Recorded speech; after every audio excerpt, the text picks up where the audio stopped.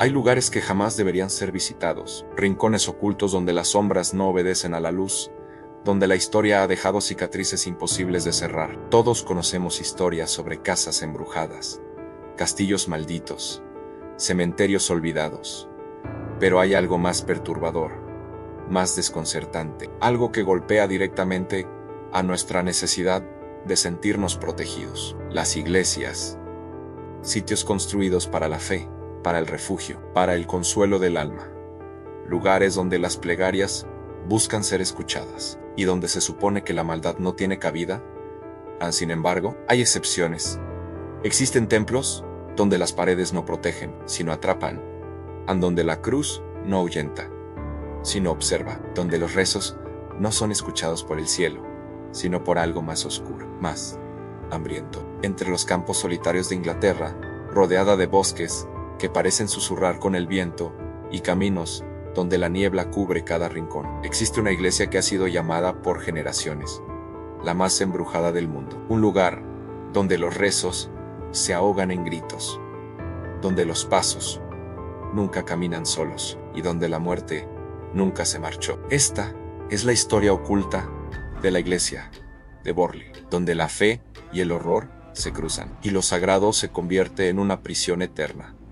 Si te atreves, acompáñame, porque una vez que escuches los ecos de Borley, nunca volverás a sentirte seguro dentro de una iglesia. Antes de que la iglesia de Borley alzara su silueta contra el cielo inglés, antes de que cualquier campana repicara o cualquier rezo se pronunciara, aquel lugar ya tenía dueño, no un dueño visible, no un hombre de carne y hueso, sino algo más primitivo, más ancestral. Aquellas tierras siempre fueron evitadas por los aldeanos, desde siglos atrás, cuando los primeros caminos apenas se trazaban en el lodo. Borley era conocido como tierra estéril, no porque no pudiera cultivarse, sino porque todo lo que crecía allí parecía corromperse. Los cultivos morían antes de madurar, los animales enfermaban, las personas que se atrevían a vivir demasiado cerca caían víctimas de accidentes extraños. Los viejos del pueblo lo llamaban el hueco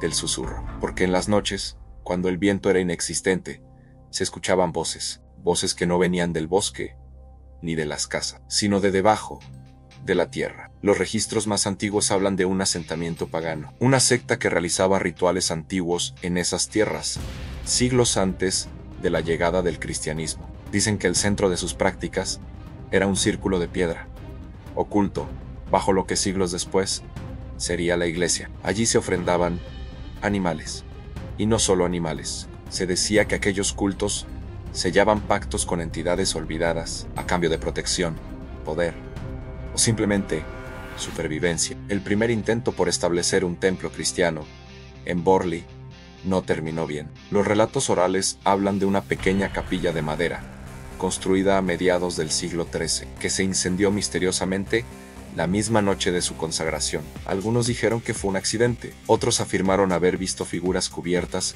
con túnicas oscuras merodeando entre las llamas, figuras que no huyeron, sino que se quedaron observando, alimentándose del incendio. El segundo intento fue más ambicioso. Piedra, cal, vitrales, una iglesia sólida, impuesta sobre la tierra maldita. Pero desde el primer día, cosas extrañas comenzaron a suceder. Los obreros escuchaban gritos bajo el suelo. Herramientas desaparecían. Se encontraban pequeños animales muertos, colgados de los andamios, sin explicación alguna. Y cuando finalmente la iglesia fue terminada, los primeros sacerdotes enviados al lugar no resistieron mucho. Uno tras otro abandonaron la parroquia, y los que se quedaron envejecieron rápido, llenos de pesadillas y ataques inexplicables. Los registros se volvieron cada vez más turbios. A lo largo de los siglos, Borley acumuló historias, desapariciones, enfermedades, extrañas muertes sin razón aparente. Y el pueblo aprendió a callar, aprendió a mirar a la iglesia con miedo. No con fe, porque había algo atrapado bajo sus cimientos, algo que nunca quiso ser perturbado. Y cuando finalmente la rectoría fue construida junto a la iglesia, fue como sellar un pacto con la desgracia. La iglesia de Borley, tal como fue conocida durante los siglos posteriores, se levantó a mediados del siglo XIV un proyecto ambicioso para un pueblo pequeño, financiado por terratenientes locales que querían imponer la presencia de Dios en un territorio plagado de supersticiones. Se alzó con muros gruesos, una torre sencilla pero imponente, vitrales discretos, un altar sobrio. Parecía una iglesia como cualquier otra, pero Borley no era como cualquier otro lugar. Desde la primera misa, los signos de lo prohibido se hicieron evidentes. Durante la consagración del templo, el sacerdote tropezó al acercarse al altar. Su cáliz se volcó y la sangre del vino se derramó como una mancha oscura sobre las piedras recién pulidas. Algunos lo consideraron un mal presagio, pero las autoridades eclesiásticas lo ignoraron. Había demasiado dinero invertido, demasiadas expectativas puestas en esa iglesia. Los primeros sacerdotes enviados a Borley comenzaron a escribir cartas, documentos que aún reposan en archivos polvorientos, escondidos del público. Cartas que hablaban de sus noches sin sueño, del golpeteo de pasos en el techo, cuando nadie más estaba dentro, de susurros que no venían de ningún lado, y al mismo tiempo venían de todas partes. Los campesinos eran reacios a asistir a misa. Preferían caminar kilómetros hacia pueblos vecinos antes que poner un pie dentro de la iglesia de Borley. No era una superstición cualquiera, era miedo puro. Incluso, durante las horas de oración, los bancos crujían solos. Las velas titilaban, aunque no hubiera corriente, y un olor fétido, denso, llenaba el aire en momentos impredecibles, como si el mismísimo aliento de la muerte se filtrara desde el subsuelo. Los más viejos del pueblo afirmaban que cada vez que el reloj marcaba la medianoche, el portón principal, cerrado con seguro y pasadores de hierro, se abría solo, y un aire helado recorría la nave principal del templo. Un aire que traía consigo el sonido distante de un carruaje que nunca llegaba, pero siempre se escuchaba. Los objetos sagrados comenzaron a ser profanados, crucifijos que se encontraban torcidos, rostros de estatuas desgastados con marcas imposibles, el libro sagrado hallado en posiciones invertidas, abierto en pasajes oscuros sobre la muerte, el juicio y la condenación. Los sacerdotes fueron cambiando una y otra vez. Ninguno soportaba más de unos pocos meses. Algunos abandonaban sus hábitos. Otros caían enfermos. Uno de ellos fue encontrado sin vida en su dormitorio, con el rostro desencajado y los dedos aún crispados, aferrados a la sábana, como si hubiese visto algo que simplemente no pudo soportar. Con cada año que pasaba, la iglesia parecía más vacía, más fría, más devorada por una presencia que no se dejaba ver, pero se sentía en cada piedra, en cada rincón. Y cuando finalmente se construyó la rectoría junto a la iglesia, la oscuridad encontró un lugar donde crecer, y el verdadero infierno comenzó a desatarse. No se puede hablar de Borley sin susurrar el nombre de ella, la Daman, la aparición que convirtió a la iglesia y su rectoría en el epicentro de pesadillas interminables. La leyenda más antigua, la que se repite en susurros cuando el sol se oculta, cuenta que, siglos atrás, cuando el monasterio aún gobernaba estas tierras, habitaba una joven monja, bella, de piel pálida, mirada triste, mirada atrapada. Su nombre, nadie lo recuerda, o quizá fue borrado intencionalmente, como si pronunciarlo pudiera volver a traerla desde el abismo. La historia dice que ella se enamoró, un amor prohibido, sucio para los ojos de la iglesia. El objeto de su afecto no era otro monje, sino un hombre forastero, un caballero que cruzó Borley de paso y cuya presencia encendió una chispa en el corazón de la joven, que jamás había sentido otra cosa que resignación. No tardaron en planear su huida. Un carruaje negro, guiado por un cochero fiel, aguardaría bajo el roble más viejo del bosque. A medianoche, el sonido de los cascos sería su salvación, el escape de la vida gris y sin nombre que había sido condenada a vivir.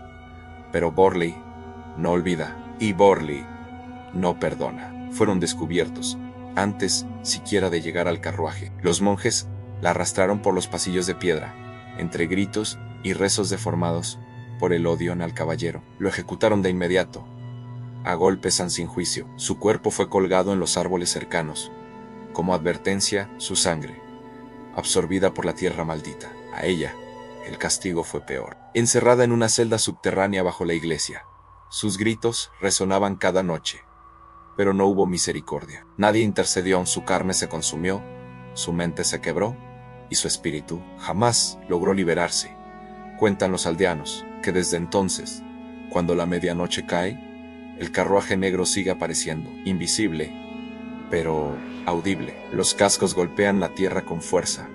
El carruaje cruza el camino junto a la iglesia, pero nunca llega a su destino. Y la dama siempre queda atrás. Su figura ha sido vista flotar entre las tumbas, su rostro cubierto por un velo blanco, o simplemente desfigurado. Testigos afirman que en la oscuridad, a través de los vitrales de la iglesia, se puede ver la silueta de una mujer de pie, rezando o llorando. Su presencia hiela la sangre, apaga las lámparas, revienta las bombillas y deja atrás de sí un aroma inconfundible a flores marchitas y muerte estancada. No importa cuántos años pasen, siempre regresa. El mismo lamento, el mismo carruaje, el mismo castigo. Los pocos que se atrevieron a grabar sonidos en la iglesia de Borle capturaron más que simples ecos: gritos de mujer, sollozos ahogados, cadenas arrastrándose y, en algunas grabaciones, lo que parece ser una súplica, en un idioma antiguo, o tal vez en un idioma que no pertenece a este mundo. Borle no es solo un edificio abandonado, es un cementerio de almas rotas, y su dama sigue vagando, buscando una salida, buscando el carruaje que nunca llegó, buscando la paz que jamás conocerá, pero no la encontrarás rezando, la encontrarás gritando entre la niebla, esperando por alguien más. Con el paso de los siglos, la iglesia no fue suficiente para contener todo lo que se agitaba en Borle. Se construyó la rectoría, una imponente casa destinada a los rectores y sus familias, justo al lado del templo. Fue entonces cuando el horror se desató con más fuerza. No tardaron en llegar los informes de puertas que se abrían solas, pasos en habitaciones vacías, golpes en las paredes.